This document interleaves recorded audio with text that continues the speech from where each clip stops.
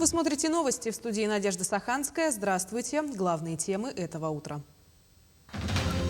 Предусмотреть возможные варианты развития событий. Дмитрий Садовников поручил проверить состояние всех участков линии электропередачи Мая-Чурапча.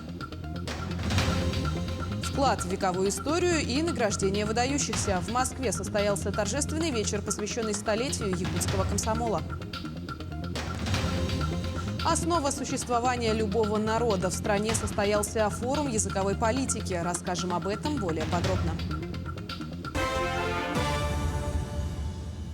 Сегодня в Якутске объявлен актированный день для обучающихся с 1 по 5 классы. По данным Якутского управления гидрометеорологической службы, на 6 часов утра по якутскому времени температура воздуха составляет минус 44 градуса. Ветер 1 метр в секунду.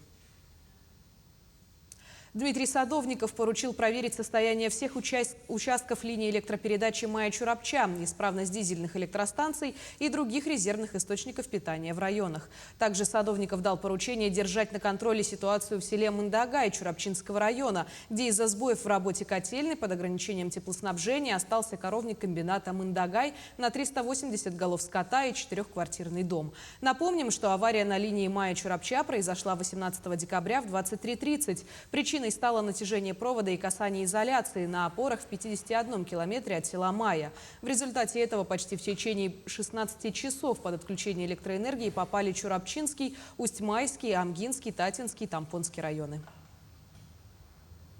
Глава республики Айсен Николаев проверил ход строительства кардиологического центра в Якутске. Объект находится на финальной стадии строительства. Установлены все оборудование, началась подготовка чистых помещений и оснащение кабинетов. При этом, как подчеркнул Айсен Николаев, в настоящее время самый актуальный вопрос – это организация работы диспансера. Так, в рамках объезда глава республики встретился с руководством кардиоцентра, его ведущими сотрудниками и министром здравоохранения. Глава республики подчеркнул, что у местных врачей-кардиологов есть поистине уникальная компетенция. И после ввода кардиоцентра местные врачи смогут проводить на территории республики практически все операции. Задача правительства, которую я ему ставлю, это добиваться от федерального Минздрава выделения как раз квот на проведение высокотехнологических операций здесь у нас в Якутске. Сейчас пока только 100 где-то получается здесь на территории республики по федеральной квоте операций проводить. Я считаю, что мы должны их проводить уже до 1000. И это вполне по возможности будет нового кардиоцентра. Тем временем в Минстрое России одобрили заявку на получение субсидий с федерального бюджета по 3 объектам Якутии. О том, как будет реализован национальный проект «Чистая вода» в Амгинском районе, расскажет Анна Васильева. Получить субсидию с федерального бюджета и таким образом все-таки войти в нацпроект удалось благодаря слаженной работе администрации района, курирующим региональным министерством, службе госзаказчик. В сжатые сроки удалось составить всю необходимую проектно-сметную документацию. Подготовили проект, прошли экспертизу и подали заявку в Минстрой России и получили одобрение. И вот после подписания дополнительного соглашения у нас со следующего года, с 2022 года, начнется реализация первого этапа водоснабжения. Так что все очень довольны, жители Амги. Наконец-то это все у нас реализуется. И в каждом доме у нас будет чистая, своя и горячая, и холодная вода. К круглогодичному водоснабжению будут подключены порядка 5000 подворий в Амге и еще 350 в селе Алтанцы.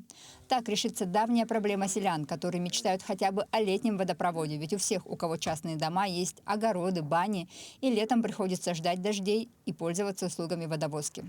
У всех огород, конечно, в деревне, да, поэтому трудно было, например, воду заказывать. С каждым годом у нас бензин дорожает. Поэтому вода тоже дорожает. Сперва 100 рублей было, потом сейчас 150, что ли, стало, да? Это по карману, конечно, ударяет. Но если водопровод будет, конечно, легче будет. Да, почти благоустройство тогда будет, да? Круглогодичный, говорят, будет. Это очень отрадно. Мы рады. Сколько лет ждали-то. В администрации района планируют в следующем году уже начать строительство водоочистных сооружений, а в 2024-м полностью реализовать проект. В 2022 году первый этап. Это очистной, и водопровод подойдет к Амги. У нас котельная стадион, молодежный квартал. Это первый этап. И второй этап уже окольцевание села Амги. И все кварталы уже будут подключены. Сумма вышла внушительная – порядка 700 миллионов по селу Амга и еще около 300 на Алтанцы. Там после предварительной переработки вода в дома будет поступать прямо со скважины. Анна Васильева, Семен Семенов, Амга, Амгинский район. По маршруту Нижний Бестях-Владивосток планируют запустить скоростные поезда. Соответствующее предложение озвучил Айсен Николаев, напомнив, что с этого года началось беспересадочное сообщение с Нижнего Бестяха до Владивостока, куда якутяне стали добираться на 13 часов быстрее. Глава Якутии рекомендовал продолжить работу по повышению уровня транспортной мобильности и уже в следующем году запустить по этому маршруту скоростные поезда. Кроме того, Айсен Николаев подчеркнул, что уже сейчас необходимо думать о стратегической цели – строительстве железной дороги до Магадана, и дал поручение Кабинету министров работать в продвижении этого проекта. Ну а в Москве состоялся торжественный вечер, посвященный столетию якутского комсомола. Именно комсомольцы строили советскую власть, трудились в производственной и общественной сферах, создавали молодежные бригады, звенья в промышленности и сельском хозяйстве. Преемникам и наследникам тех дел есть о чем вспомнить. Так, указом главы Якутии за вклад в развитие республики и многолетний добросовестный труд знаком отличия «Гражданская доблесть» наградили выдающихся комсомольцев. Также каждому гостю вручили мини-альбом «Любовь, комсомол и весна», выпущенный специально к вековой дате. Самое главное, то, что движет, и вот хочется приходить на такие мероприятия, это, наверное, то, что увидеть своих коллег, увидеть вот ту атмосферу единодушия, как-то помолодеть немножечко, так сказать, при этих встречах, что-то вспомнить приятное. На самом деле, это были самые счастливые годы. Стройотряды. Это мы Якутии первым возродили. Волонтерское движение. 5 всесоюзно-ударных комсомольских строек было в Якутии. Сила комсомоля в дружбе, дружбе, солидарности. Те традиции, которые имеем, их должны сохранить, передать молодежи, юному поколению. Тем временем в республике обсудили проблемы сохранения языков народов Якутии. Мероприятие прошло в смешанном формате. Онлайн подключили специалисты со всего региона. Проблемы поддержки и сохранения якутского языка обсуждали специалисты-исследователи, работники образования и представители СМИ. В рамках мероприятия были подняты темы, связанные с отсутствием современного контента на родном языке, а также об образовательных программах изучения якутского языка в школах. Участники круглого стола предлагали свое видение решения проблем. В основном все предложения касались оптимизации работы. Проблема очень большая. Дело в том, что дети и молодежь перестали читать на родном якутском языке. На это, конечно, сказывается наша повседневная жизнь, влияние интернета, ютуба, тиктока. Примем рекомендации, будем обращаться к главе республики Айсену Сергеевичу на имя правительства, Министерства образования, культуры, и к кинодеятелям будем обращаться, и чтобы вместе начали работать над этой проблемой. Родной язык – это основа культуры любого народа. Русский, якутский, эвенкийский. Языковая палитра России многогранна. Всего же в нашей стране насчитывается около 160 языков. Об эффективных инструментах языковой политики в России, об опыте Якутии говорили на форуме в Москве. На что регионам стоит делать упор, знает Айсена Бурнашова. Онлайн-переводчики, языковые порталы, приложения – все в сети для удобства пользователя. Якутия, как мастодонт в IT, еще в 2008-м запустила Сахай Википедию. Виртуальная энциклопедия около 14 тысяч статей. От исторических фактов до биографий. Все на якутском. На подходе Вики-календарь и Вики-цитатник. Мы стараемся делать Сахай Википедию полезной для якутян прежде всего. Молодежь в первую очередь там находила какую-то информацию на родном языке. С прошлого года учить якутский язык можно и через Яндекс.Переводчик. С 98 языков мира веб-служба переведет нужное вам слово на якутский и обратно. Вклад в сохранение родного языка оценили и гиганты языковой политики. Безусловно, опыт очень хороший. Онлайн-переводчики, приложения, мультфильмы, контент различный, электронный, который будет интересен и привлекателен для носителей языков. Вот все эти вещи принципиально важны.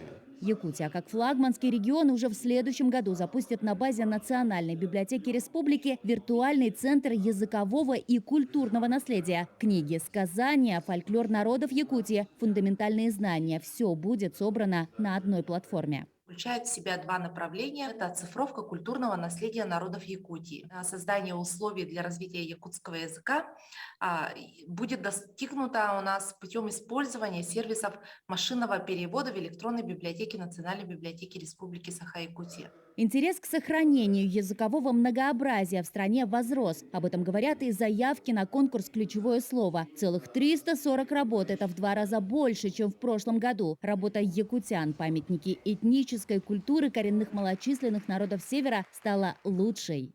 Такого масштаба проект, конечно, пройдет и получит хорошую оценку, но получить первое место – это да.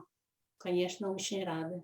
Язык – достояние народа, его богатство. Сегодня в школах изучают 76 языков народов России. В этом году разработано сразу 19 учебников по 8 малочисленным языкам. В стране уже началась подготовка к проведению Международного десятилетия языков коренных народов, которое стартует в 2022 году. Айсена Бурнашова, Виктор Олесов, Москва. И в Якутске подвели итоги кадрового конкурса «Таланты Якутии». Во время финального этапа 17 команд финалистов защитили свои проекты перед экспертной комиссией. В общей сложности в конкурсе приняли участие более 5000 человек. На протяжении 9 месяцев участники прошли обучение по 4 модулям. Помимо этого, они приняли участие в 4 вызовах. Основными критериями в выборе победителей являлись уникальность, востребованность, конкурентоспособность и наличие социального эффекта, а также охват населения. Победители конкурса получили грант главы республики на обучение в российских и зарубежных вузах. В нашем конкурсе приняло участие свыше 5700 человек.